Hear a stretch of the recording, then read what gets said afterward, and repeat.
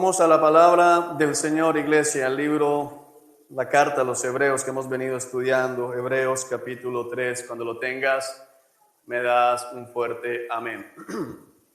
Hebreos capítulo 3. ¿Lo tenemos?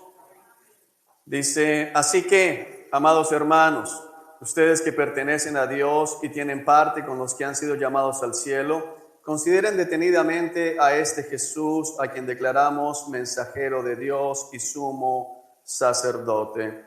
Señor Dios, gracias por el privilegio de poder considerarte, el privilegio de poder conocerte, el privilegio, Señor, de llamarte, Dios, que estás en el cielo, nuestro Dios. El privilegio de haber sido llamados, Señor, porque si estamos aquí es porque hemos sido llamados. Si estamos aquí es porque tú nos has atraído hacia ti. Si estamos aquí es porque tú nos has permitido llegar a este lugar, Señor, en la mañana de hoy. Señor, un llamamiento santo, no un llamamiento, Dios, que estás en el cielo para seguir en la vida que teníamos antes, sino un llamamiento celestial. Como dice también tu palabra en la carta a los Efesios, en el capítulo 4, vivan una vida digna del llamado que han recibido de parte de Dios, porque en verdad han sido llamados. Señor, que podamos ser esos hermanos santos que dice esta carta, esos hermanos, Señor, apartados para ti, esos hermanos cortados para tu gloria y para tu honra, en el nombre que está sobre todo nombre, el nombre de Cristo Jesús. Amén y amén. Bueno, aquí adelante hay puestos, para que, si se necesitan, aquí adelante hay puestos. Así que, amados hermanos, recuerden, amados hermanos, que venimos estudiando a Cristo, y que puede sonar extraño para algunos estudiar a Cristo, pero es lo que nos ha venido diciendo precisamente el Señor. Y nos recuerda aquí en el versículo 1 del capítulo 3, así que, amados hermanos santos, como dice el original, hermanos santos, hermanos apartados, hermanos que han sido cortados del mundo, hermanos que han sido comprados por la sangre, la misericordia de Dios. Amados santos, ustedes que pertenecen a Dios. Y el hecho de decir que pertenecen a Dios nos vuelve a recordar que hemos sido comprados por Dios. Hemos sido sacados del mundo de maldad, hemos sido sacados de este mundo de tinieblas y ahora se nos considera propiedad de Dios. Dice que tenemos parte con los que han sido llamados al cielo. Nuestro llamado no es a este mundo.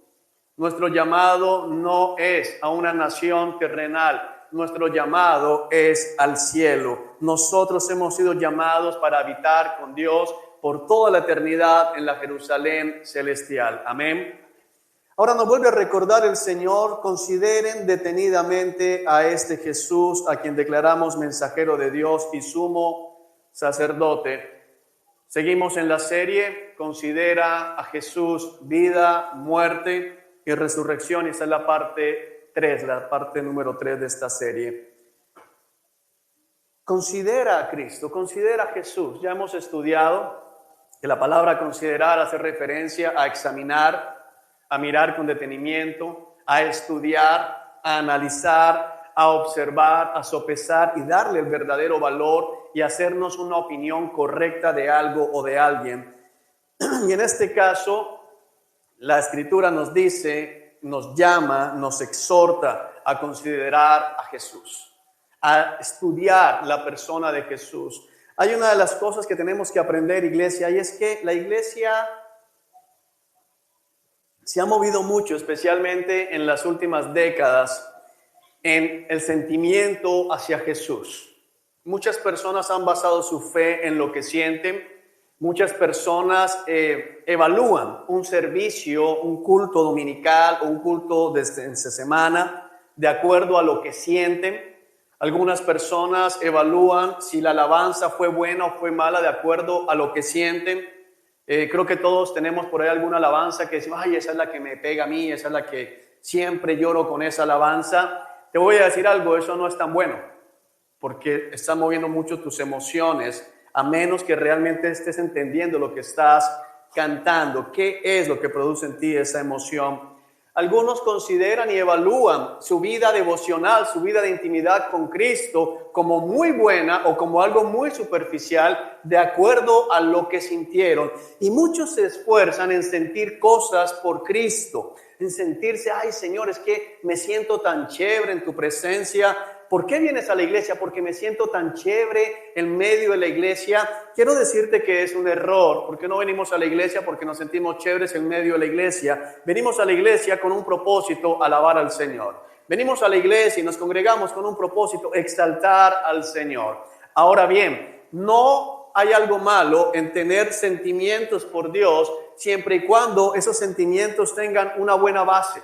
Siempre y cuando esos sentimientos sean el resultado de conocer a Cristo. De hecho, si miramos las Escrituras, amados hermanos, vamos a encontrar que el Señor nunca se preocupó por cómo se sentía la iglesia cerca de Él. Nunca le dijo a sus discípulos, ¿y ustedes cómo se sienten acerca de mí? Y Pedro, ¿tú cómo te sientes cuando estoy en tu presencia? Juan, ¿cómo te sientes cuando camino al lado tuyo? No, el Señor se preocupó por averiguar, aunque Él lo sabía, pero por exponer más bien, ¿qué creían ellos de Él? ¿Qué pensaban ellos de Cristo? Y eso es precisamente lo que tenemos que concentrarnos en la mañana de hoy y especialmente en nuestras casas. Vayamos al Salmo 119, Salmo 119, versículo 55, Salmo 119. Es el salmo más largo, el capítulo más largo, 176 versículos.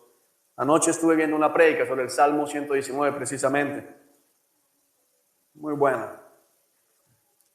Bendito sea el Señor, que hay muchos siervos haciendo obra y muchos siervos con mucha sabiduría de parte del Señor. Amén. La cual nos alimentamos. Salmo 119, versículo 55. Cuando lo tengas, por favor, me das un fuerte amén. Para entender por qué estamos haciendo lo que estamos haciendo. Verso 55. El salmista dice, de noche reflexiono sobre quién eres, Señor. Por lo tanto, obedezco tus enseñanzas. De noche reflexiono sobre quién eres, Señor. Por lo tanto, obedezco tus enseñanzas. El salmista está diciendo algo tremendo. Está diciendo, Señor, en la noche reflexiono. En la noche te considero. En la noche medito. En la noche pienso sobre quién eres. Mira que no está diciendo, Señor, en las noches mi corazón te extraña. Señor, en las noches, ay, quisiera que me abrazaras, aunque queremos muchas veces que el Señor nos abrace, y no está mal desear que el Señor nos abrace, porque recuerden que el Señor consuela a su pueblo, nos consuela en las dificultades, y hay momentos en que necesitamos literalmente sentir que Dios nos está abrazando, amén. Pero es importante entender lo que nos está diciendo el Señor a través de este salmista. Dice, en la noche, reflexión sobre quién eres. Este hombre está haciendo exactamente lo que Dios nos ha ordenado hacer en este tiempo. Pensar en quién es el Señor. Sobre quién eres, Señor. ¿Quién eres tú? Es decir, el salmista estaba pensando en quién es Jesús. En quién es Jehová. En quién es el Señor Dios Todopoderoso. No solamente en cómo se sentía acerca de Dios, sino quién es Dios. Y la respuesta o la consecuencia de esto la esboza en la parte B. Dice, como reflexiono sobre quién eres, Señor, por lo tanto obedezco tus enseñanzas. La palabra enseñanza es un sinónimo de palabra, es decir, por lo tanto obedezco ¿qué? Tu palabra. Por lo tanto obedezco tu palabra, por lo tanto obedezco tus leyes, por lo tanto obedezco tus preceptos, por lo tanto obedezco tus principios, por lo tanto obedezco tus decretos, por lo tanto obedezco todo lo que tú dices. Pero podemos concluir, de hecho el Salmo 119 se desarrolla de esa manera, en el salmista exaltando la bondad de la palabra de Dios. Dice, por lo tanto obedezco tu palabra, por lo tanto obedezco tus enseñanzas, por lo tanto te obedezco, Señor. Ahora quiero que entiendas algo, ¿de dónde proviene la obediencia del salmista de acuerdo a este versículo? De pensar, de reflexionar en quién es el Señor. El Señor nos lo dijo con claridad hace 15 días.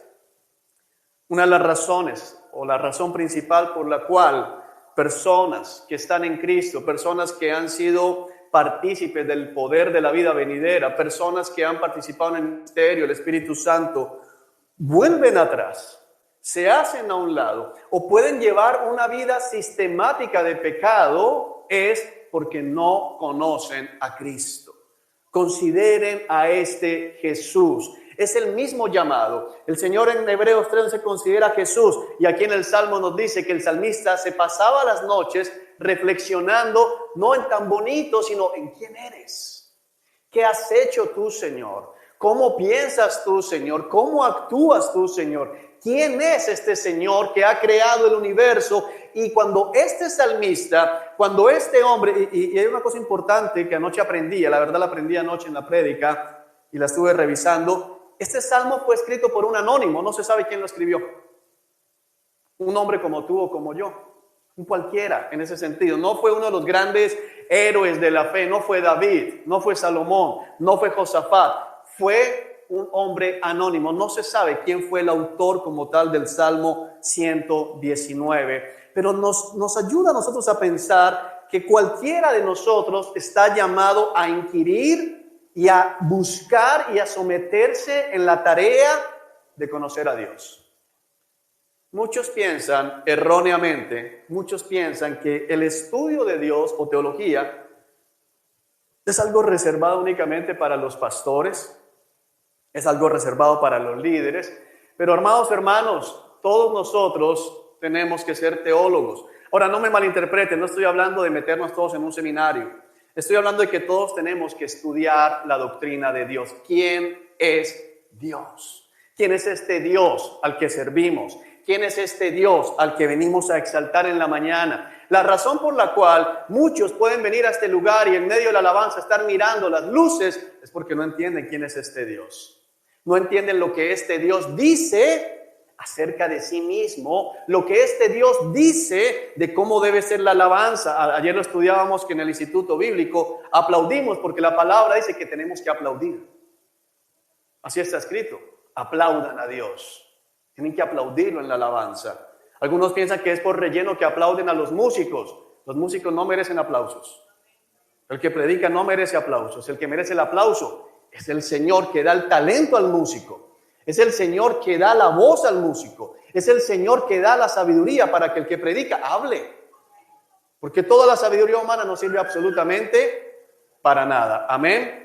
Allí es donde tenemos que nosotros concentrarnos, iglesia. Y el Señor a través del salmista nos recuerda que lo que estamos haciendo o hacia donde nos estamos encaminando realmente es el lugar correcto. Tenemos que entender quién es Jesús. Tenemos que pensar en lo que Jesús hizo, la persona de Jesús, lo que Jesús enseña, lo que Jesús demanda, lo que Jesús exige, lo que Jesús promete también y lo que Jesús ha hecho por toda la humanidad. Especialmente nosotros que estamos aquí podemos decir lo que ya ha hecho por mí. Amén. Porque no podemos pensar en Jesús como alguien lejano. Tienes que pensar en Jesús como alguien que está cerca a ti, como vamos a ver. Así que siguiendo con esta línea de quién es este Jesús y considerar a Jesús como nos lo dice Hebreos ahí en el capítulo 3, vamos a Mateo capítulo 1. Evangelio según Mateo capítulo 1.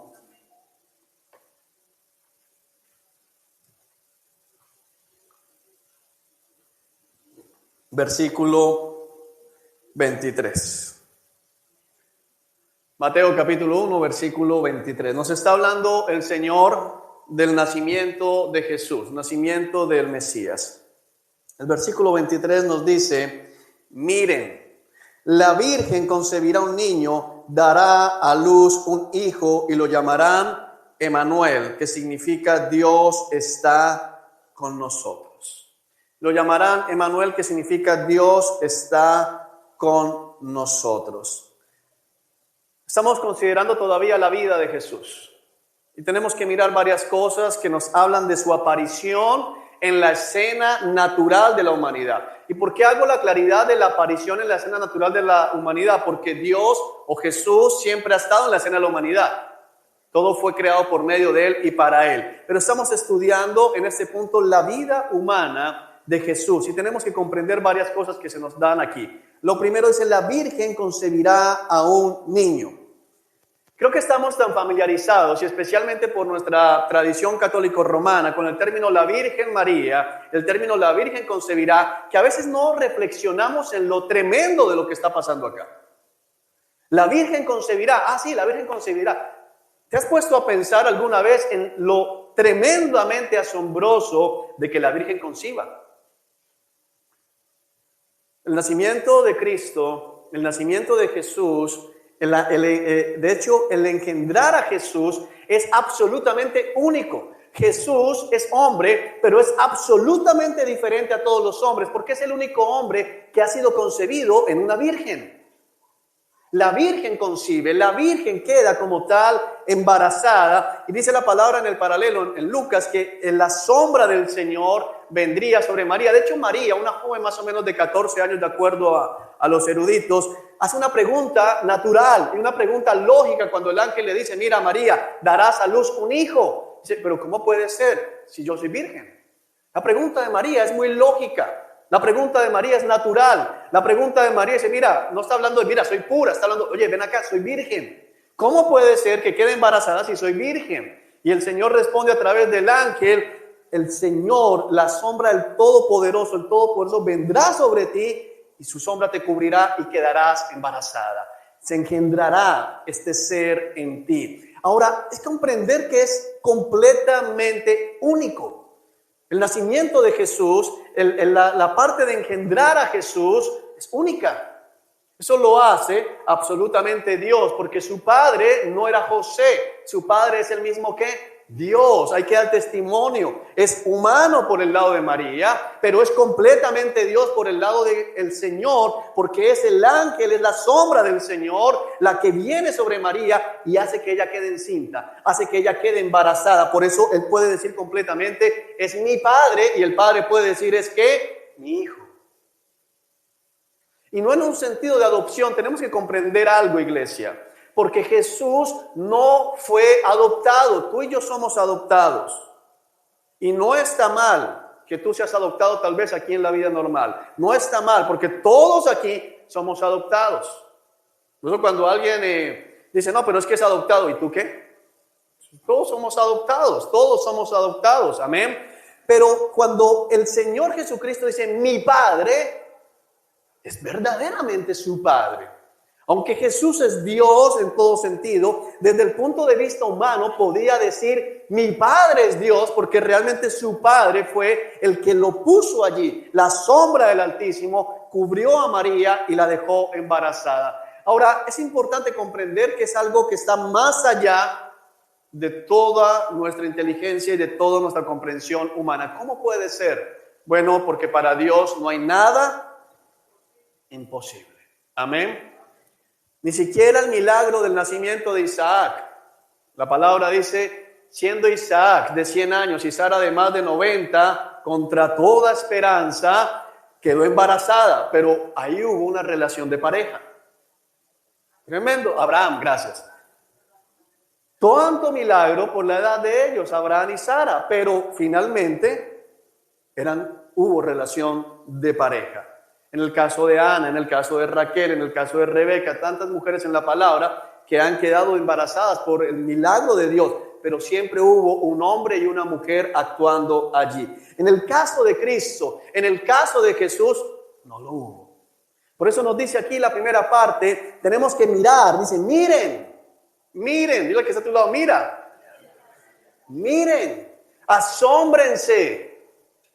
El miren es: oye, mira. Cuando tú dices a alguien mira, le estás mostrando algo que, oye, mira, qué tremendo. Estamos hablando de que Dios, la Virgen va a concebir. Pero ¿qué quiere decir eso de que la Virgen concebirá un niño y dará a luz un hijo? Cuando los ángeles en Lucas anuncian el nacimiento del Señor, dicen: les ha nacido un niño, hoy ha nacido el Salvador. ¿Qué es la otra parte? ¿Qué significa? Porque yo particularmente siempre me he concentrado en dos aspectos en ese relato de Lucas. Por un lado, el relato de wow, la corte celestial se hizo visible y todos comenzaron a cantar Hosana, Hosana, porque había nacido el Salvador. Por otro lado, los pastores que estaban ahí, wow, qué tremendo, estos pastores estaban haciendo lo que Dios manda hacer a los pastores, cuidando el rebaño, y haciendo eso el Señor les da la revelación, pero eso sería otra prédica. Pero hay una cosa importante que tenemos que entender en este momento, y es que ha nacido. ¿Qué significa que Jesús nació? Mira, Jesús no fue traído por los ángeles en ese momento. Cuando dijeron, ha nacido el Salvador, no dijeron o no estaban haciendo referencia a que ángeles o querubines habían traído a un niño rosadito, regordete, riéndose, en medio de unas sábanas, bajándolo así por el cielo y poniéndolo en medio del pesebre. Cuando dice ha nacido, está diciendo algo que nos choca la cabeza al entender que es Jesús. Significa que en un instante, en un micromilésima de segundo que no podemos comprender y que aún los ángeles siguen asombrados, Dios se encarnó, Dios se hizo hombre allí en el vientre de esta muchacha y comenzó a flotar en el líquido amniótico. El creador del universo, en el líquido amniótico, en el vientre de María, con un cordón umbilical.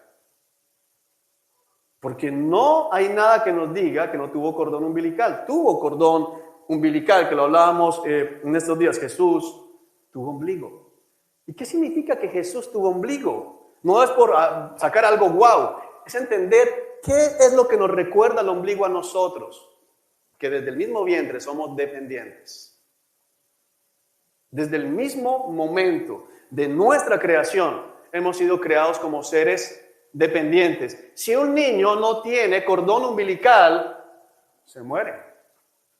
Porque todos los nutrientes son transportados, pasados de la madre al bebé a través del cordón umbilical. Jesús tuvo ombligo. Quiero que entiendan lo tremendo de eso. Consideremos esta parte. Jesús tuvo cordón umbilical. El Dios que sustenta el universo en la persona de Jesús se hizo dependiente. ¿Tú entiendes lo tremendo de esto?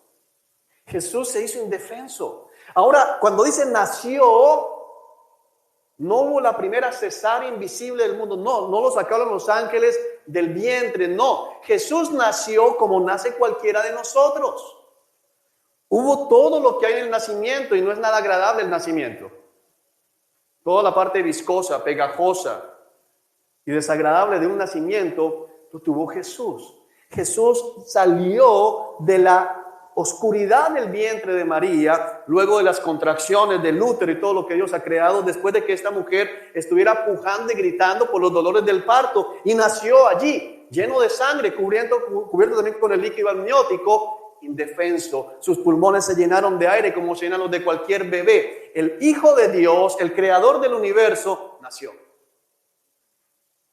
Es una cosa tremenda. Porque aún en eso, el Señor se hizo semejante a nosotros. Porque aún en eso, el Señor comprende todo lo que pasamos. Es tremendo entender que nos ha nacido. Pero ahora, ¿qué significa eso que nos ha nacido? Estuvimos estudiando hace 8 días que Jesús es Dios. Amén. Lo establecimos con claridad. No hay lugar a duda. Jesús es Dios. Ahora, ¿quién es Dios? ¿Y dónde habita Dios? ¿Y cómo es Dios? La palabra nos enseña que Dios habita ¿en dónde? En el tercer cielo, en los cielos ¿qué? Más altos. ¿Qué dice la palabra? Los cielos son ¿qué? Mi trono, y la tierra es el estrado de mis pies. Dios se encuentra en un lugar inaccesible para los hombres. Nadie ha visto jamás a Dios. Dios, al momento de decir que es santo, santo, santo, estamos diciendo que Él es totalmente diferente a nosotros. Préstame mucha atención. Es diferente a ti, es diferente a cualquier pastor que tú hayas conocido, es diferente a cualquier hombre. Mira, tu papá pudo ser el mejor papá del mundo, pero está muy lejos de ser como Dios. Dios es lejano en ese sentido. Es imposible llegar a conocerle, llegar a entenderle, y tenemos que entender que Él está allá arriba y nosotros estamos ¿dónde? Aquí abajo, la oración del Padre Nuestro, Mateo capítulo 6, que dice, Padre nuestro que estás ¿dónde? En los cielos. Padre nuestro que estás en los cielos. ¿Qué significa? Tú estás allá arriba y yo estoy aquí abajo. Ahora, cuando dice que Jesús nació y se le pondrán el nombre Emmanuel. Emmanuel significa Dios con nosotros. Hay un cambio tremendo. Porque Jesús es Dios totalmente separado de nosotros, apartado de nosotros, distinto a nosotros en todo sentido. Pero al mismo tiempo Jesús es exactamente nosotros, es Dios con nosotros. Dios con nosotros. El Dios que siempre estuvo lejano, el Dios que siempre se ve separado porque es santo, santo, santo. En Cristo Jesús viene a ser Emmanuel, Dios con nosotros. Ponte a pensar un poco, considera lo que estamos leyendo. Considera a Jesús que es Dios contigo. Jesús es Dios contigo, es Dios con nosotros, pero no es solamente con nosotros en un sentido que general, es con nosotros en un sentido particular, con nosotros en un sentido individual, con nosotros en un sentido singular. Es Dios contigo, es Dios en tu casa. Es Dios en tu trabajo, es Dios cuando estás durmiendo, es Dios cuando estás desayunando, es Dios contigo. Cuando tú crees en el nombre del Señor Jesucristo, Dios está contigo. Es Dios poniéndose de tu lado, es Dios contigo, ya no es Dios lejano, y las implicaciones de eso son tremendamente grandes. Vayamos, por ejemplo, al libro del profeta Isaías para ver uno de estos ejemplos. Isaías capítulo 8. Libro del profeta Isaías, capítulo 8. ¿Lo tienes? Isaías, capítulo 8 dice: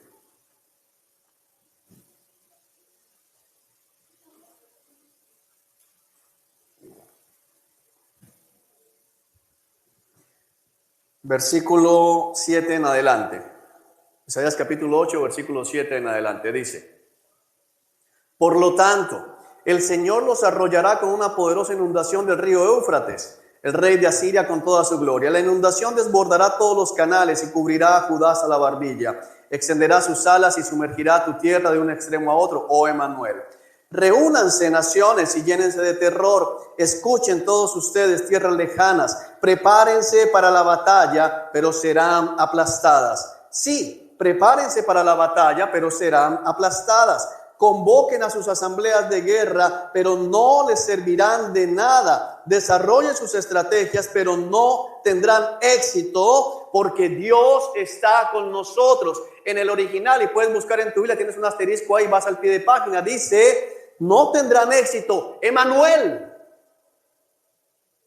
Es lo que dice en el original. El original no nos lo explican porque Dios está con nosotros. En el original el profeta Isaías le dice el Señor al mundo, a las naciones que quieren atacar a su pueblo, de parte de Dios dice: convoquen sus asambleas de guerra, pero no les servirán de nada. Desarrollen sus estrategias, pero no tendrán éxito. Y grita: Emmanuel. No sé si estoy logrando transmitirte lo que nos dice el Señor aquí. ¿Por qué no pueden las naciones destruirnos? ¿Por qué no puede el enemigo acabarnos? Quiero que entiendas que Satanás te odia, que el mundo te odia, que el enemigo quiere verte destruido. Y el Señor dice: ¿sabes qué? Convoca a todos tus carros de guerra, haz tus asambleas, convoca a tus consejeros, Emmanuel. Es decir, no puedes hacer nada contra mí, porque Dios está conmigo.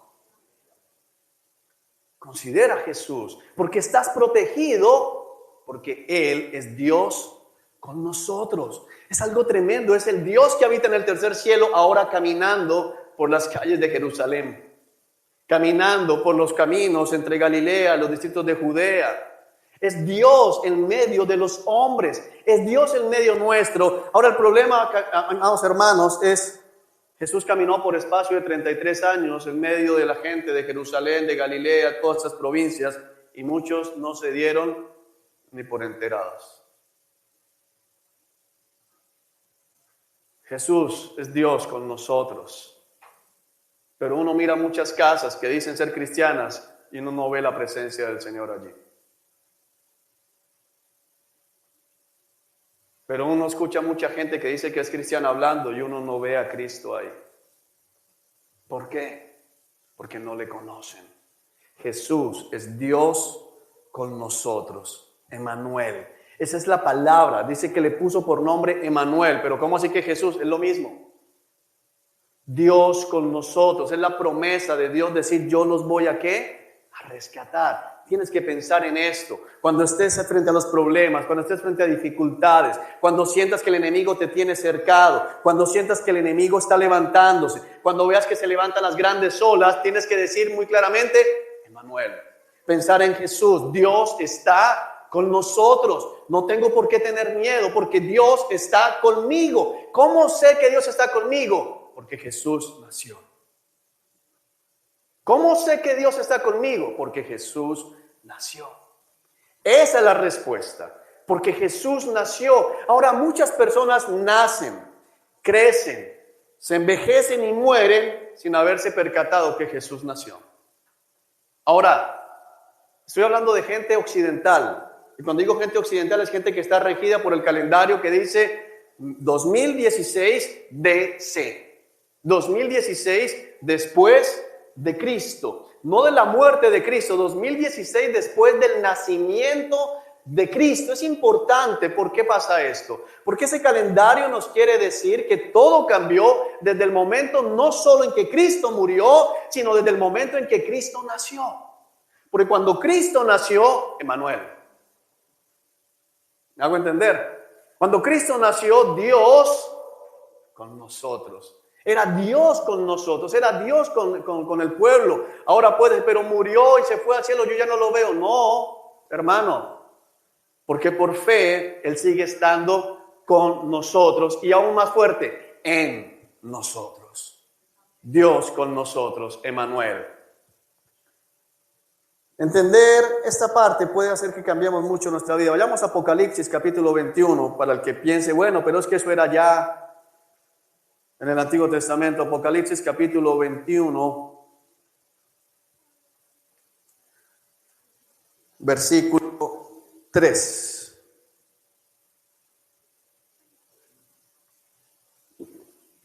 Libro del Apocalipsis capítulo 21, versículo 3. Dice: oí una fuerte voz que salía del trono y decía, miren, otra vez que dice, miren.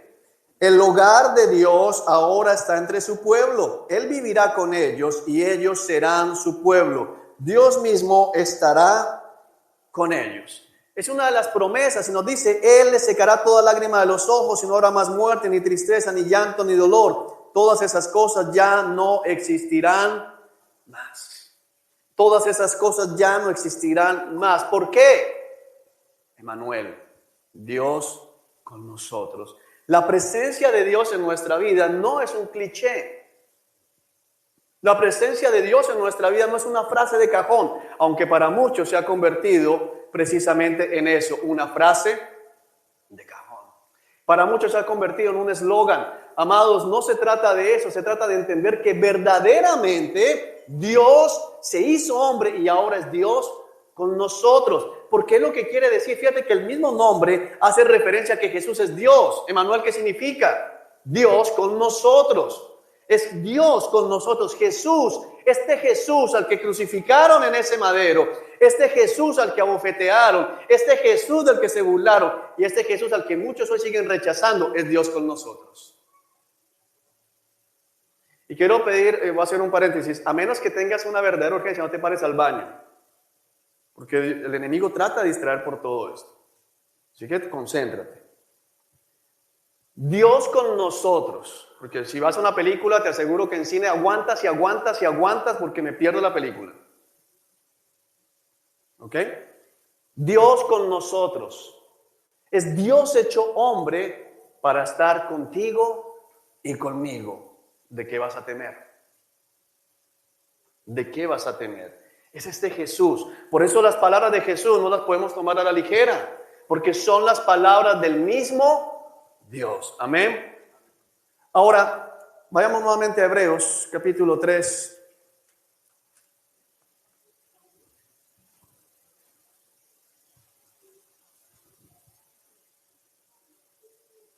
En el versículo 12 del capítulo 3 nos dice, por lo tanto, amados hermanos, cuidado. Asegúrense de que ninguno de ustedes tenga un corazón maligno e incrédulo que los aleje del Dios vivo. Adviértanse unos a otros todos los días mientras dure ese hoy, para que ninguno sea engañado por el pecado y se endurezca contra Dios.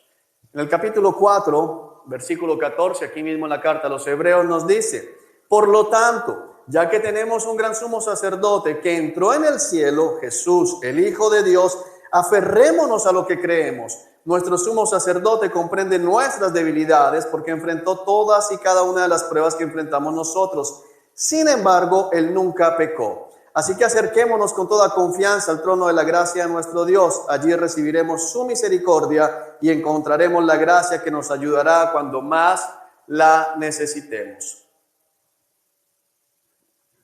Jesús nunca pecó. Eso es un aspecto fundamental en la palabra de Dios. Pero lo estudiamos hace 8 días en el Evangelio según Marcos. Dice, ¿cuál es el mandamiento más importante? La respuesta de Jesús, ¿cuál fue? Ama al Señor tu Dios con toda tu mente, con todo tu ser, con todo tu corazón, que eso está en Deuteronomio capítulo 4. Es el mandamiento más importante en ese sentido. Después de decir, el Señor tu Dios es uno, echar, es uno solo, no un solo Dios en ese sentido, una persona, sino uno solo en unicidad como tal. Ahora bien, cuando dice la palabra, ama al Señor tu Dios con toda tu mente, con todo tu ser y con todo corazón, la iglesia ha caído en un error, hemos cometido un error, préstame mucha atención, porque nos hemos concentrado únicamente en no pecar. Y puede que digas, pero oye, ¿y entonces qué hacemos? Pero préstame atención, porque dice que el Señor dice, ama a tu Dios con toda tu mente, con todo tu ser y con todo tu corazón. En verdad tú y yo creemos que solo por no adulterar amo a Dios, que solo por no pecar amo a Dios.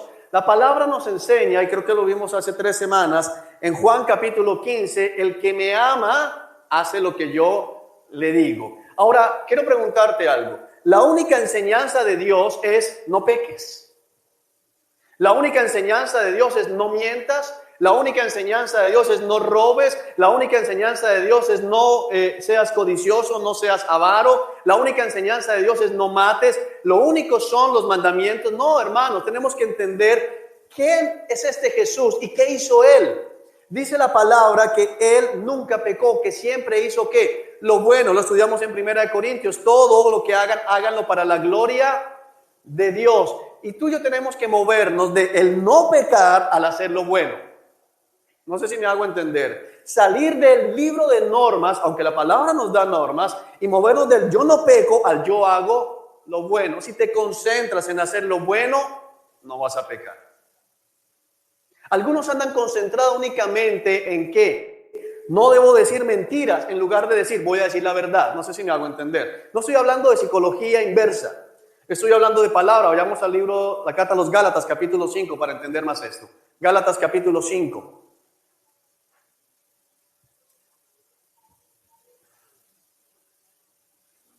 Gálatas capítulo 5, versículo 19.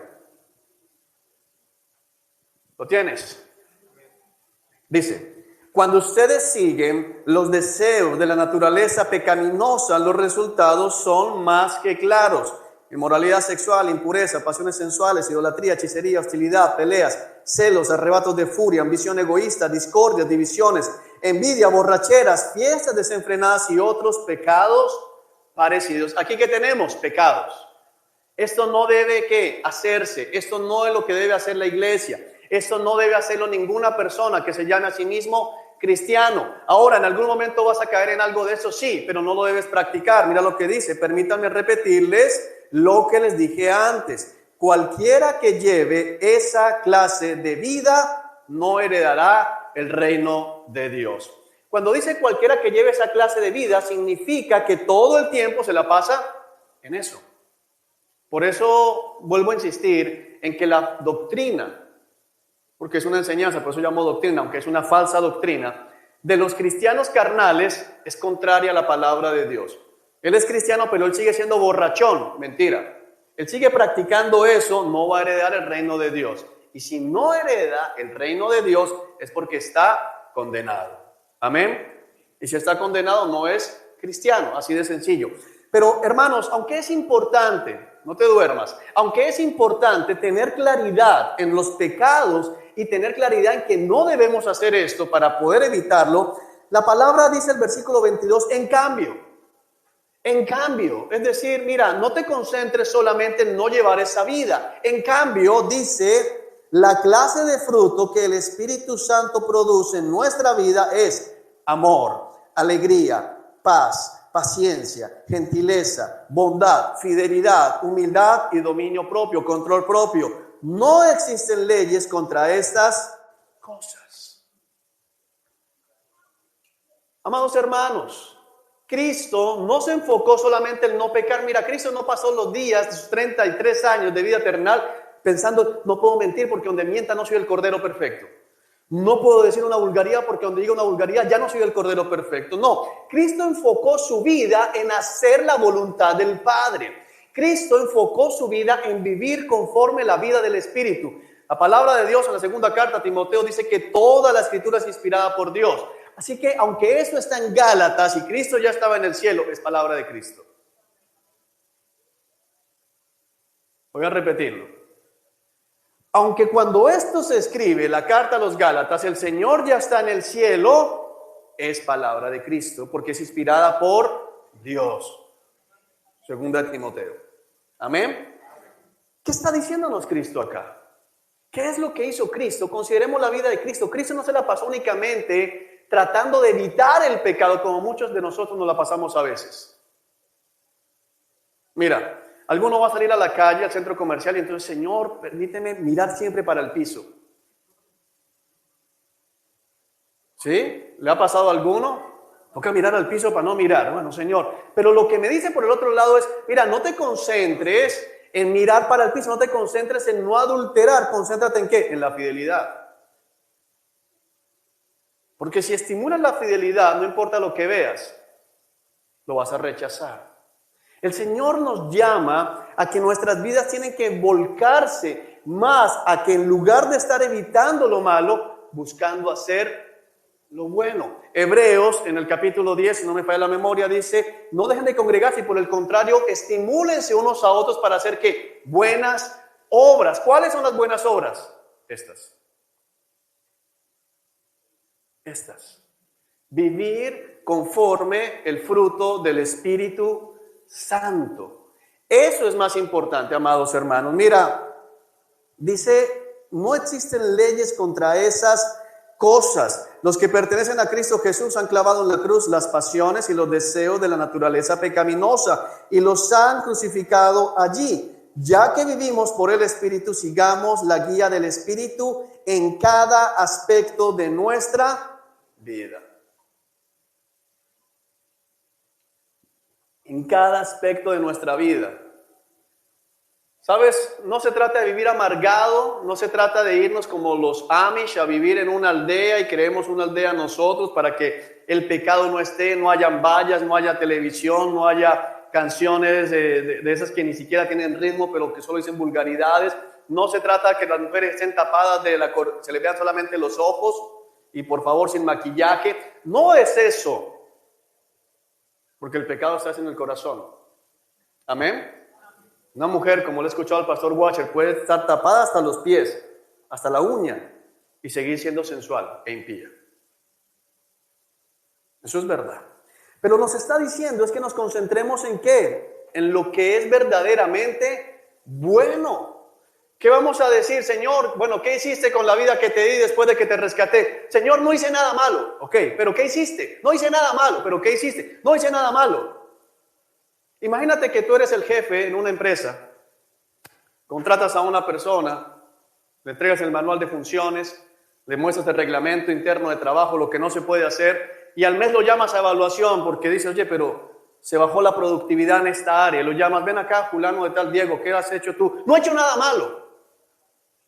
Ok, perfecto, pero ¿qué has hecho? No he hecho nada malo. Ok, pero ¿qué has hecho? No he hecho nada malo. Sí, Diego. Perfecto, pero ¿qué has hecho? No he roto el reglamento de trabajo. Ok, magnífico, pero ¿qué has hecho? No he hecho nada malo. ¿Qué haces con un empleado así? ¿Por qué lo votas? Que no hizo nada malo. No, iglesia, lo vas a votar no por eso. Quiero que entiendas esto, porque no es un llamado a hacer lo malo, porque hay cada personaje por allí en la viña del Señor. Hoy me dijeron que no. no vamos a hacer lo malo. Pero es que ese no es el foco. Ese no es el punto principal. Cristo no es el Cordero sin mancha, no solamente porque no hizo nada malo, sino porque siempre hizo lo bueno. Quiero que entiendas la diferencia. No es solamente el no hacer nada malo.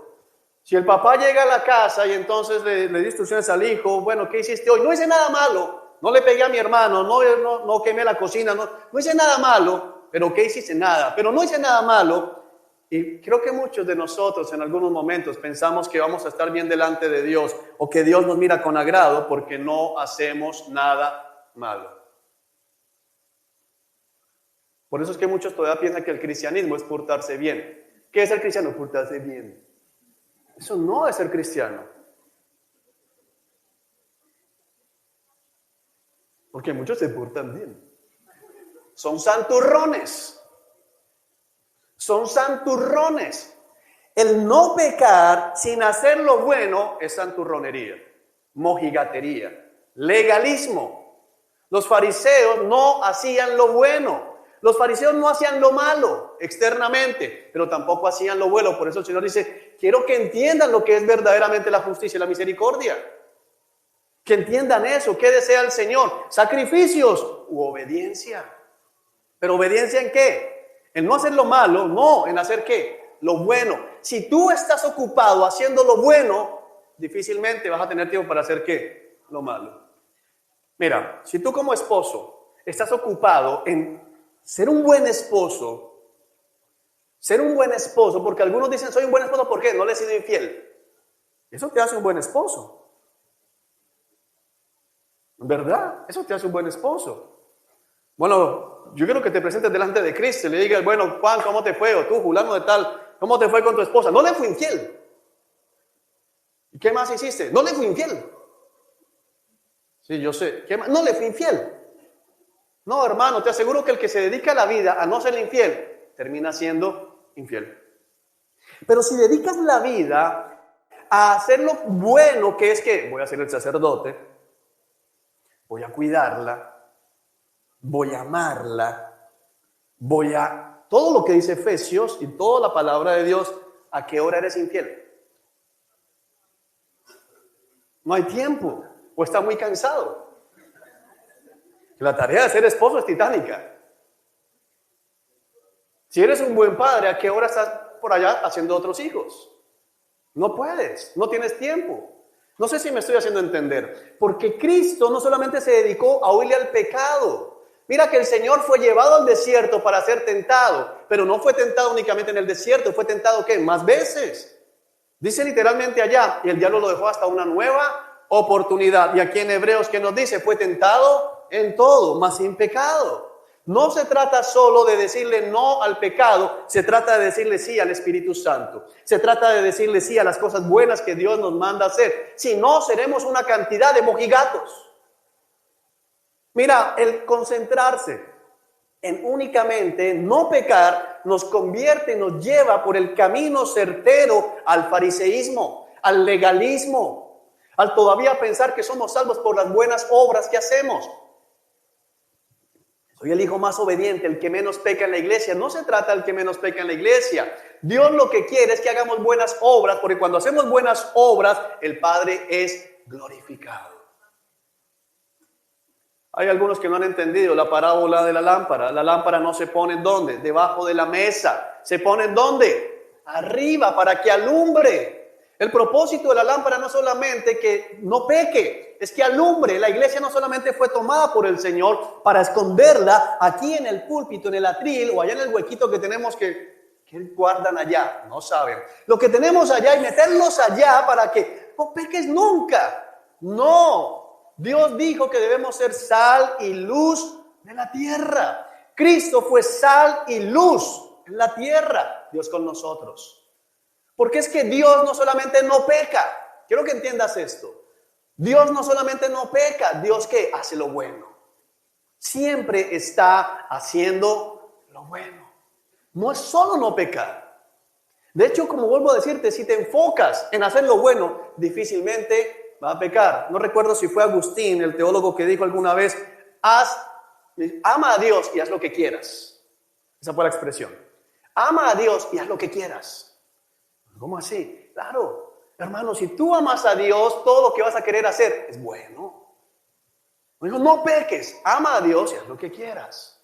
Ahora, vuelvo a recordar porque es necesario. No peques. No peques. Amén. Aléjate del pecado. Huye del pecado. Pero ¿para qué huir del pecado? Para quedarnos ahí amarrados. Algunos están esperando que Cristo venga ya. Señor, ya no aguanto más pecado. No, dedícate a hacer lo bueno. A otro teólogo le preguntaron, un hombre de Dios, ¿qué harías si supieras que Cristo viene hoy en la tarde? Sembraría un árbol. ¿Cómo así que sembraría un árbol? Sí, voy a hacer lo bueno. Voy a sembrar un árbol. Voy a hacer lo que siempre que hago. Voy a hacer lo que a Dios le agrada. No solamente es quedarme el día jueves hubo una gran tormenta en la ciudad. Muchos pensaron que llegó el apocalipsis y comenzaron ahí a pedir perdón, Señor, arrepentirse de sus maldades. Bueno, más que arrepentirse de las maldades, hermanos, ¿qué tenemos que concentrarnos en hacer qué? Lo bueno. Si estamos concentrados haciendo lo bueno, difícilmente haremos lo malo. Pero de resto andaremos simplemente como gente asustada en medio de este mundo. Los que pertenecen, versículo 24, a Cristo Jesús han crucificado la carne junto con todo lo que la carne ofrece. Amén. Ahora vamos al libro de Juan, Evangelio según Juan, para seguir considerando a Cristo. Capítulo 1. ¿Quién es este Jesús? ¿Quién es este Jesús? ¿Qué es lo que nos dice Hebreos 3? ¿Por qué amar a Jesús? ¿Por qué seguir a Jesús? ¿Por qué estar con Jesús? Dios con nosotros. ¿Qué significa que Dios esté con nosotros? Bueno, mira lo que dice Juan 1:16. Está hablando Juan el Bautista de Cristo y dice, de su abundancia todos hemos recibido una bendición inmerecida tras otra. Está hablando de Cristo. De la abundancia de Cristo, nosotros recibimos, como dice en el original, gracia sobre gracia. Una bendición inmerecida tras otra. ¿Por qué cambia gracia por bendición inmerecida? Recuerda que gracia es recibir lo que no merecemos. Eso es gracia. Si has recibido la gracia del Señor, ¿qué significa? Que has recibido algo que no mereces. Misericordia es no recibir lo que mereces.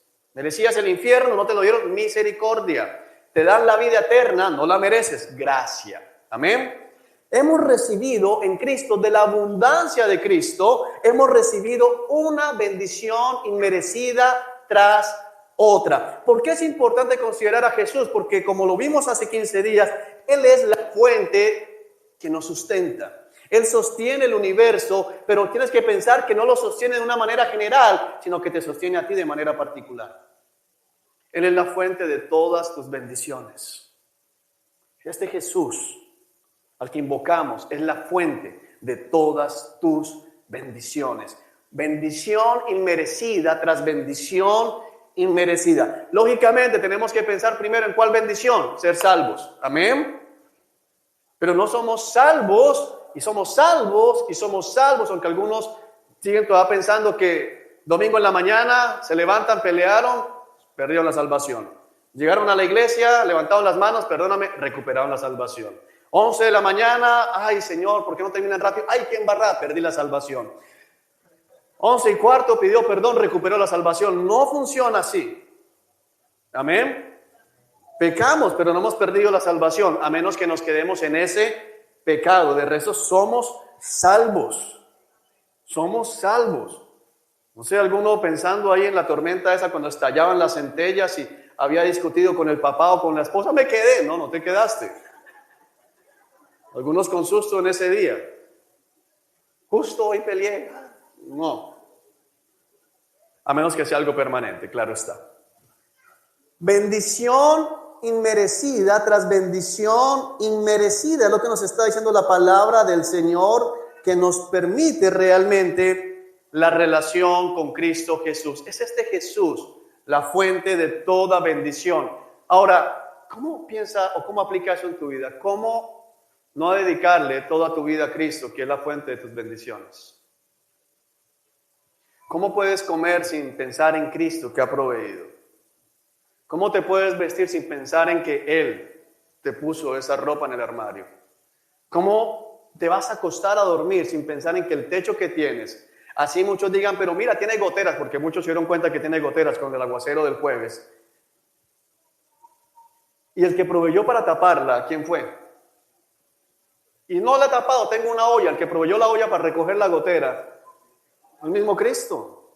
Bendición inmerecida tras bendición inmerecida.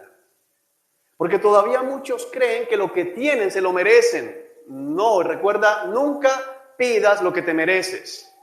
Sé muy sabio y jamás le digas al Señor, dame lo que me merezco, porque de pronto sale un rayo, se abre la tierra. No, en verdad. Esto se los digo de chévere. Es un consejo de amor aquí, de Juan para ustedes. Nunca le digas, Señor, pero lo que me merezco, porque de pronto el Señor te escucha. Está bien, ya lo pidió. Chao. Siempre pedimos lo que no nos merecemos. Amén. Todo lo bueno que hay en tu casa no te lo mereces. El que está a tu lado, no te lo mereces.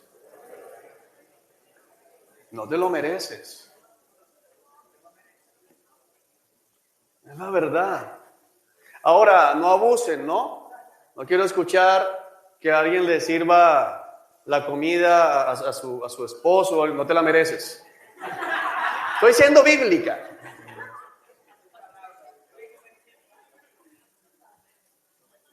O el esposo trayendo el mercado a la casa, no se lo merecen. No. Ojo con eso, porque hay cada criatura. Hay cada criatura. Pero hermanos, nosotros no nos merecemos nada bueno de parte del Señor. Por eso dice con claridad, bendición inmerecida tras otra, es decir, tras bendición inmerecida y tras bendición inmerecida y tras bendición inmerecida. Porque sin importar la circunstancia que puedas estar viviendo, yo creo que son más las bendiciones que las dificultades. Estás aquí respirando, es una gran bendición. Amén. Puedes caminar, es una gran bendición. Bendición inmerecida tras bendición inmerecida. Ahora, ¿qué más vemos aquí? Consideremos a Jesús. Versículo 18 allí de Juan capítulo 1. Versículo 18 del mismo capítulo 1. Jesús dice, nadie ha visto jamás a Dios, pero el Hijo, el monogenes, el único, el unigénito, él mismo es que Dios y está íntimamente ligado al Padre. Él nos ha revelado a Dios. Él nos ha revelado a Dios. Esto es tremendo. Él nos ha revelado a Dios. Cristo es la revelación de Dios en Colosenses capítulo 1, que nos dice, Jesús es que es la imagen visible del Dios invisible. Y esto es importante entender porque aquí en Juan nos lo aclara un poco más, que no solamente es que lo hace visible, sino que nos lo revela. Nos hace visible al invisible, es la imagen visible del Dios invisible. Mira, una de las cosas que tú y yo tenemos que aprender es que Jesús nos hace visible a Dios. Ahora, Jesús es Dios, pero en la persona de Cristo, Dios se hace visible a los hombres. Podemos conocer mucho más a Dios al estudiar lo que Cristo hace por la iglesia. Y vamos a mirar ahorita al final cómo eso tiene que afectar nuestras vidas. Así que rápidamente vamos a mirar varias cosas que Dios hace visibles a través de la persona de Cristo en nosotros. Una de las cosas importantes, el Padre es el que nos alimenta. Jesús hace visible eso cuando Él multiplica la comida en 2 ocasiones. En una ocasión alimenta a 25,000 hombres sin contar a mujeres y niños. Él nos alimenta. En Jesús vemos visible que realmente es Dios el que pone comida en tu casa. En Jesús vemos verdaderamente claro que es el mismo Dios el que si te dio desayuno fue Él, si almuerzas fue Él, si comes fue Él, no fue el vecino que me invitó, no. El Señor inquietó al vecino para que te invitara a comer. Mira, Y si hay momentos donde uno puede darse cuenta de eso es cuando está en una situación financiera difícil y aparece un tercero de la nada a invitarte, y aparece un tercero de la nada a ayudarte, aparece un tercero de la nada a darte. Es el mismo Dios a través de esa persona. Y sin embargo, no lo vemos así. Dios se hace visible en ser el Padre que provee, en ser el Padre que alimenta en Cristo Jesús. Por eso Jesús dijo, no se preocupen por la comida. ¿Por qué? Emmanuel. No se preocupen por qué se van a vestir. ¿Por qué? Emmanuel. Yo estoy con ustedes. Dios está con ustedes. Tranquilos. No se preocupen que yo como Padre sé lo que ustedes ¿qué? Necesitan. Amén. Vemos también en el Señor cómo protege. Vamos a Juan capítulo 17.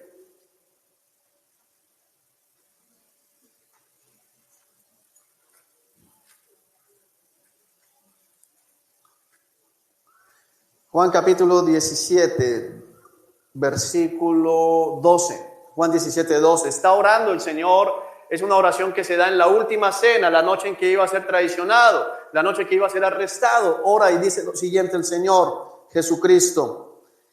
Vamos a leer desde el versículo 9. Mi oración no es por el mundo, sino por los que me has dado, porque te pertenecen. Todos los que son míos te pertenecen y me los has dado para que me den gloria. ¿Para qué? Para que me den gloria. Mira esto. Ahora me voy del mundo, ellos se quedan en este mundo, pero yo voy a ti. Padre Santo, tú me has dado tu nombre.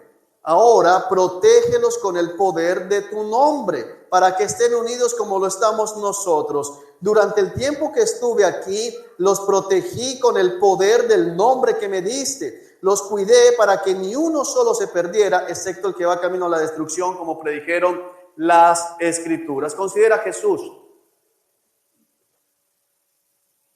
Considera a Jesús y considera el nombre de Jesús, porque Él te protege.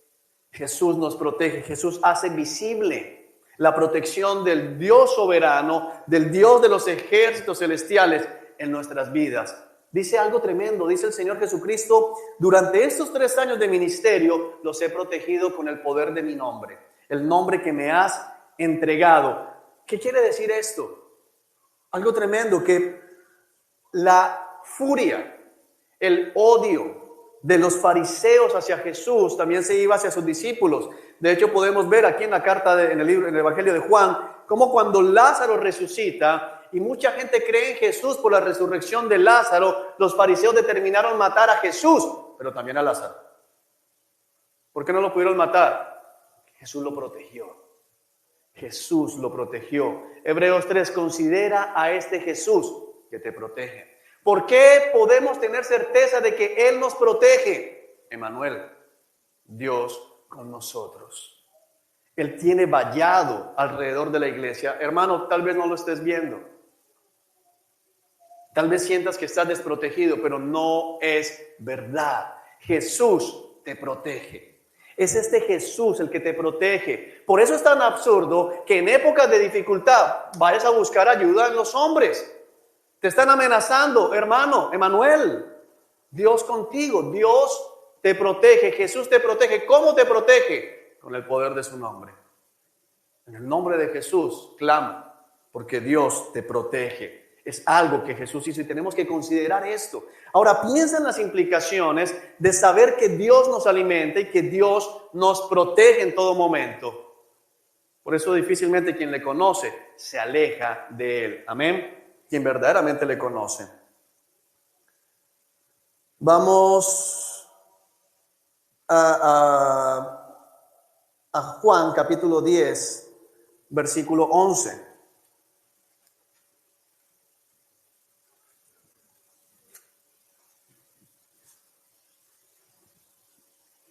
Juan capítulo 10, versículo 11, lo tenemos. Está hablando el Señor Jesucristo y dice: yo soy el buen pastor. Yo soy el buen pastor. El buen pastor da su vida en sacrificio por las ovejas. El que trabaja a sueldo sale corriendo cuando ve que se acerca un lobo. Abandona las ovejas porque no son suyas y él no es su pastor. Entonces el lobo ataca al rebaño y lo dispersa. El cuidador contratado sale corriendo porque trabaja solo por dinero y en realidad no le importan las ovejas. Amados, este Jesús al que hemos confesado apóstol de Dios y sumo sacerdote es nuestro pastor. Él es tu verdadero pastor. Mira, si no lo he hecho, lo voy a hacer, yo fallo. Si no, cuando digo no lo he hecho, no es porque nunca haya fallado, sino lo he hecho contigo. Si tú dices, no, mira, Juan a mí nunca me ha fallado, llegará el día en que te voy a fallar. Llegará el día en que no estoy disponible. Llegará el día en que no te puedo entender. Llegará el día en que tal vez tome una decisión injusta contigo. Por eso el Señor quiere que haya un cuerpo de ancianos, para que si yo me equivoco, hayan otros que puedan, hey Juan, estás equivocado. Amén. Pero entiende lo que nos quiere decir la palabra de Dios en la mañana de hoy. Jesús es tu pastor. Este Jesús de Hebreos 3, al que dice considera, examina, analiza, estudia. ¿Qué quieres estudiar? Tienes que llegar a la conclusión de decir, hey, Él es mi pastor. Y no es cualquier pastor, no es un pastor asalariado. Los pastores asalariados huyen cuando llega el lobo. Cuando viene el enemigo, Jesús no sale corriendo. Lo que hace el Señor es que te pone detrás y sale y enfrenta al lobo. Sale y enfrenta la dificultad. Sale y está dispuesto a dar la vida. Y de hecho, la dio por ti y por mí. Él es el buen pastor. Ahora, ¿qué significa que sea un buen pastor? Miremos. Yo soy el buen pastor, versículo 14. Conozco a mis ovejas. Wow. No quiero alargar mucho eso, pero no quiero pasarlo por encima. Está diciendo algo tremendo. Este Jesús que nos mandan a considerar en Hebreos 3, te conoce. Te conoce. Sabe quién eres tú. Tú no eres un número en la iglesia. Puede que aquí, y está mal, pero puede que en la congregación todavía hayan hermanos que no sepan cuál es tu nombre de pila. Puede que en la congregación todavía hay gente que no tiene ni la menor idea qué haces, dónde vives, a qué te dedicas, qué problemas tienes. Puede que aquí y en medio del cuerpo de Cristo seas un NN, pero para Él no. Él te conoce. Él sabe quién eres. Él fue el que te formó en el vientre de tu madre, entretejió tus delicadas partes. Él es tu buen pastor. Él te conoce. Él sabe verdaderamente lo que estás viviendo. Ahora, la palabra conocer en la Escritura no hace referencia únicamente a el conocimiento humano. No, yo sé cómo se llama, yo sé dónde vive. No, habla de intimidad. Habla de intimidad. De hecho, muchas veces el término conocer, por ejemplo, en la traducción de la Reina Valera, hace referencia a relaciones sexuales. María no conocía hombre. Es decir, María no había tenido relaciones sexuales con José. Conocimiento, intimidad. Jesús te conoce íntimamente. ¿Estás puesto a pensar en eso? Y no estamos pensando en eso para juicio, estamos pensando en eso para qué? En bendición. Te conoce íntimamente. Él sabe cuando estás triste. Él sabe cuando estás angustiado. Él sabe cuando estás enfermo, cuando estás afligido. Él sabe cuando te ríes porque todo el mundo pensó que fue un chiste más, pero a ti te golpeó en el fondo del corazón, entonces te sigues riendo, pero llegas a casa a llorar. Él sabe todo lo que pasa en tu vida. Te conoce íntimamente. Él sabe cuando dices, oye, me duele. Ay, ustedes son quejetas, pero ¿sabes? Él sabe, sí le duele. Sí le duele, en verdad le duele. Él te conoce. Él sabe qué piensas. Él sabe todo lo que has vivido. Esto es tremendo. Él te conoce. Pero dice que las ovejas también le conocen a Él. Como también mi Padre, verso 15, me conoce a mí y yo conozco al Padre. Esto puede sonar rápido, iglesia, pero lo que está diciendo tiene una implicación increíble. Está diciendo que Él te conoce a ti como el Padre le conoce a Él. No es una relación superficial. Recuerda que el Padre y Cristo son ¿qué? Uno solo. El Padre y Cristo son uno solo. Y de esa misma manera, el pastor, el buen pastor, te conoce a ti. ¿Estás comprendiendo lo que implica esto? Tú para Jesús no eres un extraño. Jesús, a quien invoca su nombre, te conoce a detalle. En otro pasaje el Señor dice que el Padre conoce aún cuántos cabellos tienes en la cabeza, los tiene contados. Jesús también, porque Él es Dios. Él sabe todo lo que te pasa. Tremendo. Así que sacrifico mi vida por las ovejas. Además tengo otras ovejas que no están en este redil, también las debo traer. Ellas escucharán mi voz y habrá un solo rebaño con un solo pastor. Este Jesús al que nos mandan a considerar en Hebreos es aquel que al final será el único pastor sobre todo el rebaño, el príncipe de los pastores. Por eso es tan necio y tan tonto hacer pastor latría. Gente en la iglesia peleándose por defender su pastor. ¿Qué pasa con eso? Es que mi pastor sí es bueno, es que el mío, mi hermano, el único pastor importante es él, el príncipe de los pastores. Amén. Ok. ¿Qué más vemos en el Señor Jesucristo? Vamos a Efesios capítulo 5. Tenemos que seguir considerando a Jesús. Efesios capítulo 5. ¿Lo tienes? Versículo 22. Efesios capítulo 5, versículo 22. 5:22. Para las esposas, eso significa: sométase cada una a su marido como al Señor, porque el marido es la cabeza de su esposa, como Cristo es la cabeza de la iglesia.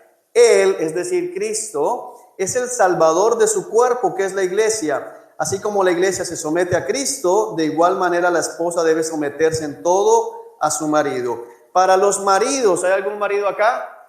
Ok. Eso significa: ame cada uno a su esposa, tal como Cristo amó a la iglesia. Lo primero que vemos acá es que Cristo ama la iglesia. Este Jesús de Hebreo 3 te ama. Te ama. No sé si entiendes esto. Te ama. ¿Qué significa que te ama? Deja una marca aquí en Efesios y vamos a 1 Corintios capítulo 13.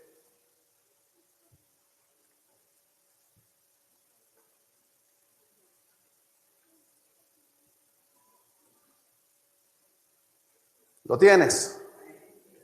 Versículo 4, Efesios 13, 4. Corintios, perdón. Gracias. 1 Corintios capítulo 13, verso 4. ¿Cómo te ama? Porque a veces decimos, Dios me ama, Jesús me ama, pero ¿qué significa? ¿Cómo te ama el Señor? Sabemos que nos amó de tal manera que entregó su vida en la cruz por nosotros, padeció el precio de nuestra maldad, de nuestra iniquidad fue puesta sobre él. Pero también tenemos que ver en la vida práctica, en la vida diaria, cómo te ama el Señor. Porque a veces pensamos que el único acto de amor de Dios fue la cruz. Ese fue el mayor acto de amor, pero Dios te ama diariamente. Hay que entender, porque algunos piensan únicamente en el amor de Dios, en que Cristo murió. Sí, iglesia, y solo por eso estamos aquí, amén. Pero Dios te ama diariamente, Dios te ama en tu cotidianidad, y tú debes tener certeza y conocimiento del amor de Dios por ti en todo instante y en todo momento. ¿Cómo así que Dios te ama? ¿Cómo dice que el esposo es cabeza de la esposa y debe amarla como Cristo amó a la iglesia? Mira, el amor es paciente y bondadoso. Quiero que entiendas que Dios, Jesucristo, este Jesús de Hebreos 3, es paciente contigo. Es paciente contigo. Piensa en este Jesús que es paciente contigo. Piensa en este Jesús que te ve, no dice, ahora sí, ábrete tierra. No, es paciente contigo. Es paciente. ¿Sabe qué significa que es paciente? Que tiene que ser paciente con nosotros porque somos difíciles. Si yo... Por ejemplo, pensemos en Mario. Mario me llama a mi casa y me dice, mira Juan, mi esposa está enferma, tengo que llevarla al médico. ¿Será que tú cuidas a mi hija, Samantha, mientras que la llevo al médico? Le digo, dale, trae a Sammy. Y me la deja y me dice, Juan, tenle paciencia. ¿Qué voy a pensar yo? ¿Que cómo es Samantha? No, Samantha es una dulce, para lo que voy a decir, hay que tenerle paciencia. O sea, ¿qué va a ser qué? Terrible. Bueno, iglesia, tú y yo somos terribles. Entiende eso, porque tú y yo somos terribles. En Efesios en el capítulo 4 dice, ténganse paciencia unos a otros. Todos somos terribles. Pero una cosa, préstame atención, es que yo le tenga paciencia a Diego, porque finalmente Diego no es más que yo, ni yo más que Diego. Somos iguales, entonces tengámonos paciencia. Pero otra muy diferente es que el que es santo, creador del universo, sea paciente conmigo. Una cosa es que mi compañero de trabajo, que tiene el mismo rango que yo, el mismo cargo que yo, la misma autoridad que yo, el mismo tiempo de trabajo que yo, el mismo salario que yo, sea paciente conmigo y yo con él. Y otra es que el dueño de la empresa tenga que ser paciente conmigo. ¿Me hago entender? El Dios del universo es paciente contigo. Así te ama todos los días. ¿Cómo sabes que Dios te ama hoy? No te ha destruido, hermano. Ha sido paciente contigo. Es paciente y es bondadoso. ¿Sabes qué significa la palabra bondadoso? Que Jesús siempre está pensando en maneras de bendecirte. Es la fuente de bendición inmerecida tras bendición inmerecida.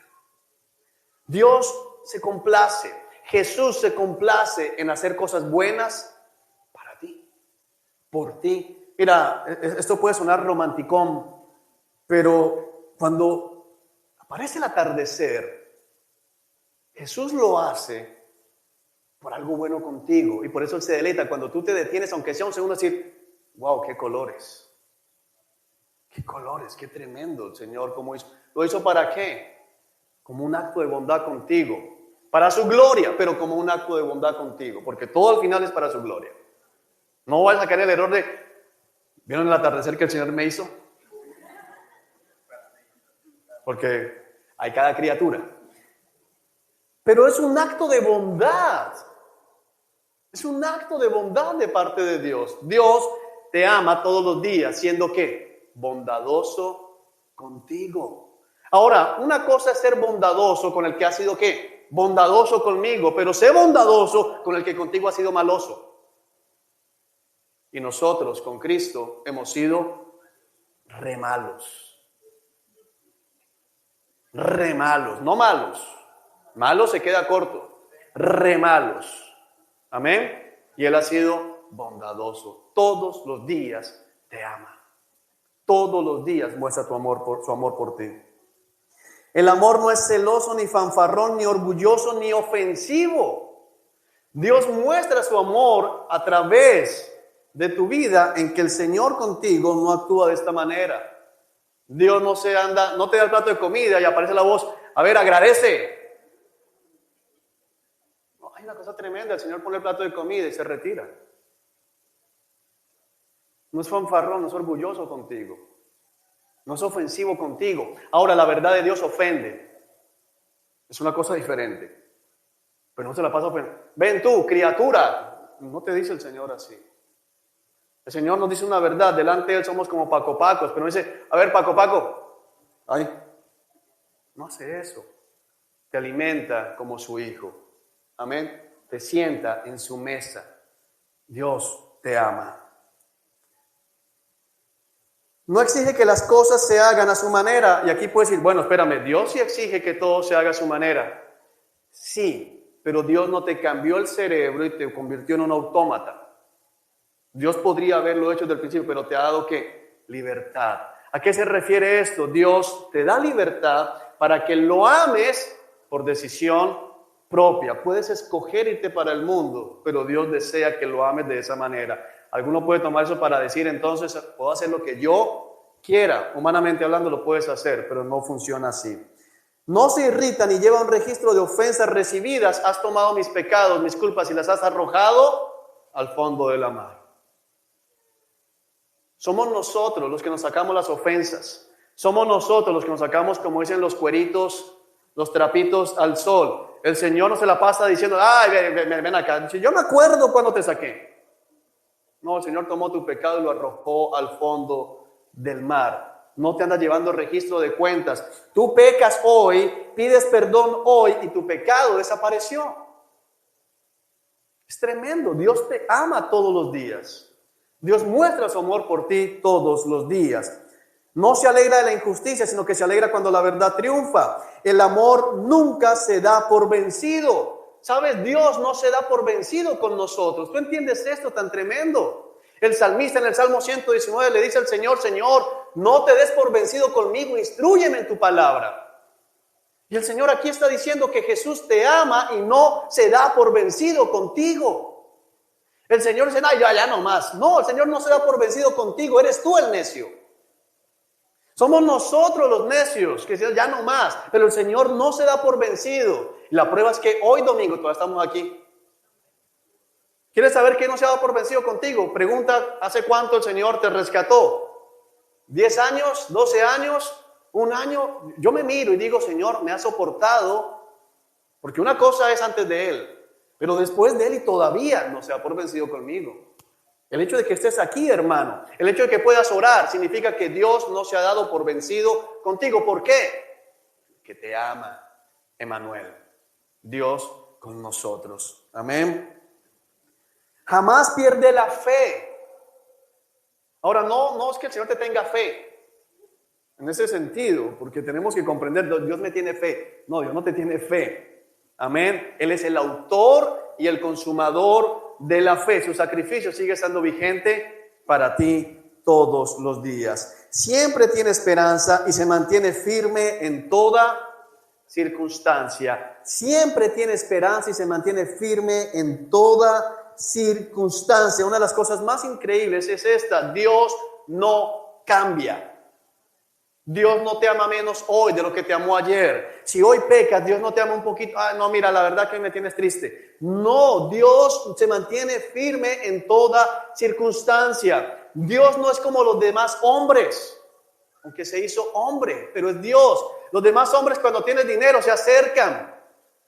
Hay congregaciones donde si tienes el que más ofrenda, te cuidan. Pero si no eres el que ofrenda porque eres pobre, entonces ni te miran. Pero Dios no es así. De hecho, una de las verdades más preciosas del Evangelio es que Dios nos rescató cuando no valíamos absolutamente nada. Y se mantiene firme en todas circunstancias. Señor, pero ya no tengo trabajo. Te amo. Señor, pero mira, tengo esa enfermedad. Te amo. Señor, pero mira, fallé. Te amo.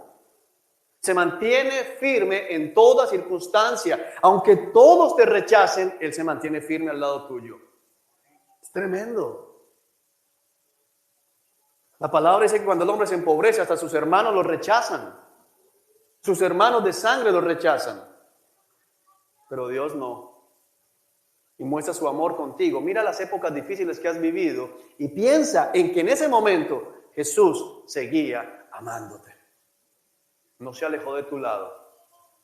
Señor, pero ¿qué tengo para ofrecerte? No se trata de lo que me ofrezcas, de lo que yo te he dado. Es este Jesús del que estamos hablando. Amén. Allí mismo en 1 Corintios 13 nos dice algo muy fuerte.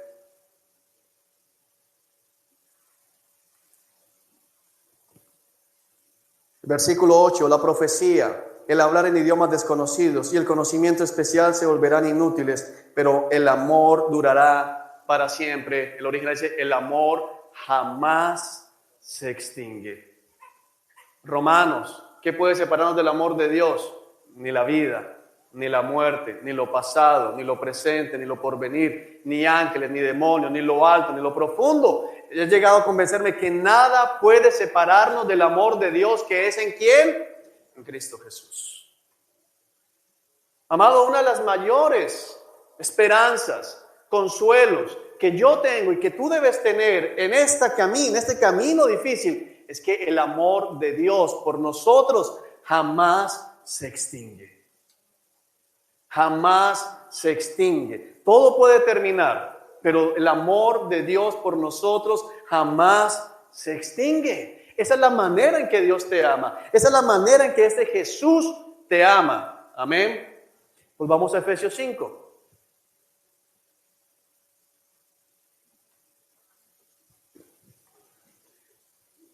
Vemos primero cómo Cristo ama a la iglesia. Parte B del versículo 25. Él entregó su vida por ella a fin de hacerla santa y limpia al lavarla mediante la purificación de la palabra de Dios.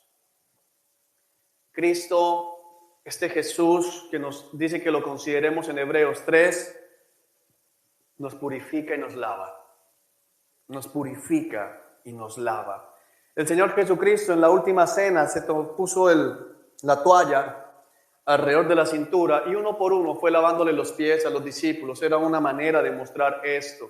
En el Evangelio según Juan dice, los he lavado y los he purificado. Dice, Padre, purifícalos en tu verdad. Tu palabra es la verdad. Y aquí nos dice a través del apóstol Pablo que Él nos ha lavado, nos ha limpiado, nos ha santificado y nos ha purificado a través de la purificación de la palabra de Dios. Cristo es el verbo. Cristo nos limpia a través de su palabra. Este Jesús nos hace puros. Este Jesús nos limpia el pecado. Este Jesús nos limpia toda mancha a través de su palabra. Nos ha dejado su palabra, iglesia, y de esa manera tú y yo podemos realmente ser purificados. Amén. Ahora, una de las cosas importantes, y con eso termino, de entender del ministerio del Señor Jesucristo es con lo que empezamos a ver. Ok, nos ha revelado todo esto. Nos ha revelado que Dios nos ama, nos ha revelado que Dios nos purifica, nos ha revelado que Dios nos alimenta. De hecho, podemos mirar más cosas. El Señor nos sana. Vemos cómo el Señor Jesucristo sanó. ¿Quién sana nuestras enfermedades? No estoy hablando únicamente del pecado, sino aún enfermedades físicas. El Señor Jesucristo. ¿Quién ilumina nuestro camino? Él. Tu palabra, lámpara a mis pies. El Señor es el que nos guarda, el Señor es el que nos entiende todo esto. Pero ¿cuál es el propósito? Revelar a Dios. Ahora, ¿qué se espera? Porque tenemos que considerar a Jesús, y nos dice después en Hebreos 3, no nos alejemos, que no se endurezca el corazón. ¿Qué es lo terrible? Escuchamos todo esto y nosotros no reflejamos a Dios. La iglesia, préstame atención, la iglesia tiene una tarea y es la de hacer visible al invisible. Porque Cristo hoy no es visible.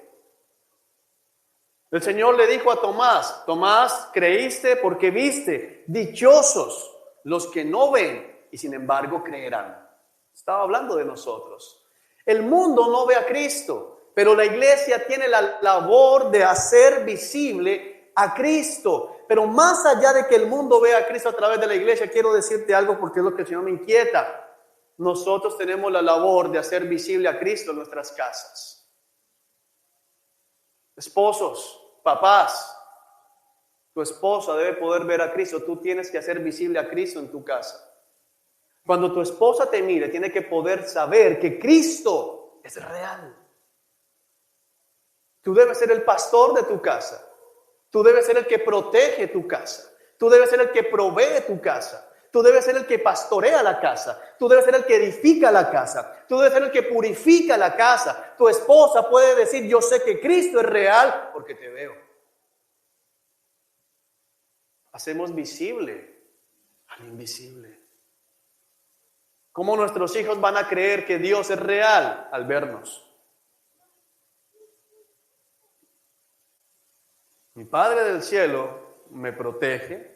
Mi Padre del cielo me provee, me alimenta. Mi Padre del cielo me cuida. Mi Padre del cielo me ama. Mi Padre, ¿por qué? Porque mi papá terrenal me cuida, me protege, me provee, me ama, me disciplina, me castiga, todo lo necesario. Tenemos una tarea titánica y es la tarea de hacer visible al invisible, revelar a Cristo en nuestras casas, revelar a Cristo en nuestras familias. Ahora en el mundo, revelar a Cristo en tu trabajo, revelar a Cristo en la universidad, revelar a Cristo en el barrio, revelar a Cristo entre tu familia que es inconversa. Pero tristemente cuando miran la iglesia, lo que ven es algo bien diferente a Cristo. Porque la iglesia está enfocada únicamente en no pecar, en lugar de ¿qué? Hacer las buenas obras. Eso es lo que tenemos que hacer. Esposo, el Señor no se satisface únicamente con que no seas adúltero. Tienes que pastorear a tu esposa. Pero ya dejé las mujeres, tienes que pastorear a tu esposa. No se satisface únicamente con que estés ahí. ¿Qué sacas con estar ahí si estás pegado al celular o al televisor? Pero aquí estoy, ¿no? Y es Dios con nosotros, no es Dios ahí. ¿Entiendes la diferencia? Cristo no vino, nació y se quedó. Porque hubiera sido Dios ahí, como muchos maridos. Es Dios con nosotros, Dios involucrado con ellos. Ahí, permaneciendo, en medio de la familia, no a un lado de la familia. ¿De qué te sirve llegar a las 7 de la noche, a prenderte al televisor y apagarlo a las 11 de la noche? Pero no me fui para un bar y vete, da lo mismo.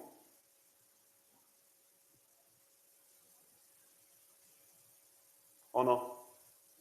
Yo ya no la cojo a puños, pero la gritas.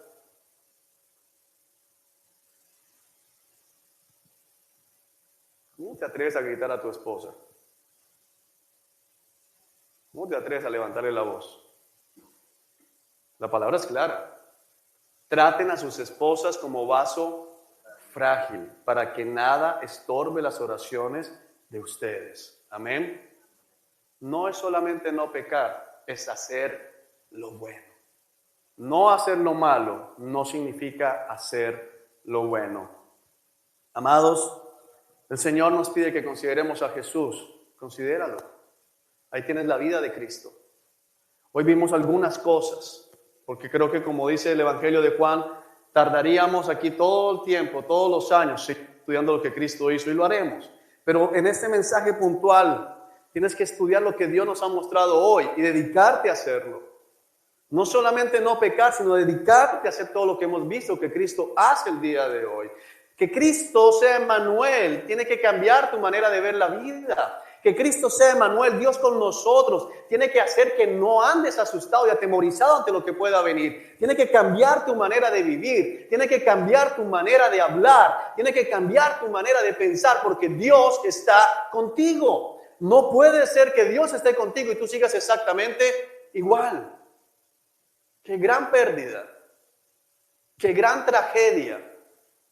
Que la tragedia que está viviendo hoy mucha gente en la iglesia cristiana. Invocan el nombre de Jesús, el nombre sobre todo nombre, pero sus vidas no cambian porque no conocen a este Jesús.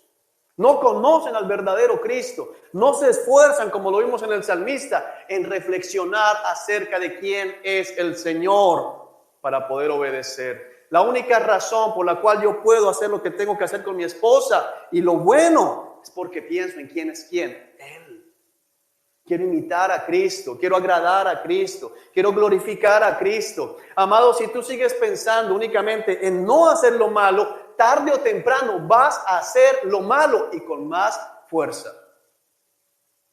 Con más fuerza, porque la ley, la religión jamás ha salvado a alguna persona.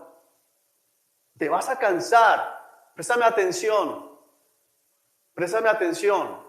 Te vas a cansar de no pecar. Te vas a cansar de no pecar. Te vas a cansar de esforzarte en tus fuerzas, valga la redundancia, por hacer cosas buenas por tu cónyuge, por tus hijos, por tus padres. Solo al conocer a Cristo podrás verdaderamente obedecer la palabra. Solo en Cristo, al maravillarte de Cristo, al asombrarte de la obra de Cristo Jesús. Y no hemos llegado todavía a su muerte. Solo su vida es asombrosa, maravillosa. Pablo, como lo dijimos hace 8 días, dijo: imítenme a mí como yo imito a Cristo. Pablo no tuvo una esposa, pero trataba a la iglesia como su esposa. De esa manera. Pablo imitó a Cristo. Imita tú a Cristo. Amén. Vamos a orar. Amado Dios que estás en el cielo, te damos gracias en el nombre de Jesús por este tiempo maravilloso. Te damos gracias por tu bondad, te damos gracias por tu misericordia.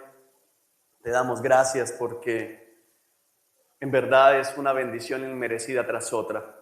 En verdad, Señor, vemos cómo nos alimentas, cómo nos proteges, cómo nos cuidas, cómo nos edificas, cómo nos purificas, cómo nos lavas, cómo nos amas, Señor Dios Todopoderoso, cómo estás con nosotros en todo momento. Nos has revelado al Padre, Dios que estás en el cielo. Gracias, Jesús, son tantas cosas que hiciste en vida, nos sanas de enfermedades, Dios Todopoderoso, ilumina nuestro camino, Señor. Gracias, Jesús. Gracias por todo lo que tú haces por nosotros. Pero hoy te pedimos, Señor, que podamos pasar de ser oidores a ser hacedores de tu palabra. Dios, que la iglesia te pueda conocer, que podamos conocer a Jesús, que podamos reflexionar en esta mañana y en la casa, en la noche y la semana que viene, en quién eres tú, Señor, quién eres tú, Señor, cómo eres tú, Señor, para que podamos vivir con un temor reverente y decir como el salmista, en la noche reflexiono sobre quién eres, Señor, y entonces obedezco tus enseñanzas, y entonces obedezco tus mandamientos, y entonces obedezco tu palabra, Dios,